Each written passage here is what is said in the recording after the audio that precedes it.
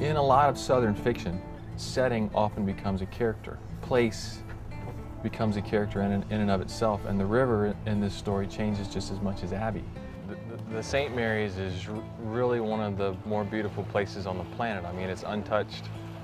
A lot of the timber up next to the river is still virgin and uncut.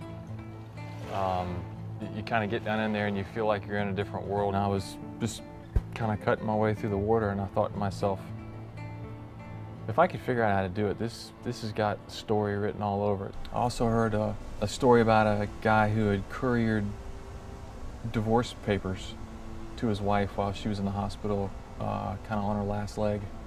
And that struck me pretty deeply, and it still does. And I thought, what about the guy who doesn't do that? What about the guy who hangs in there, who's still sitting there?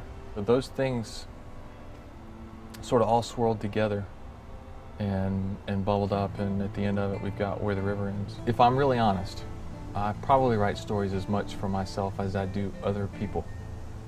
Probably as much to reawaken me as other folks. I mean, I say this in the book, the river kind of has its own rhythm. I mean, it really does. You can't rush it. It's gonna push you along at its speed. As I get older and life dings me more, I end up with these hard, calloused places on my inside. And I've figured out I'm not alone in this. If I can write stories that circumnavigate the hard places and sort of maybe slip in from the back and touch somebody where it's still tender, make them feel something they hadn't felt in a while, hope something they hadn't hoped in a while, want something, love something, find some freedom, whatever, then I will have done what I set out to do.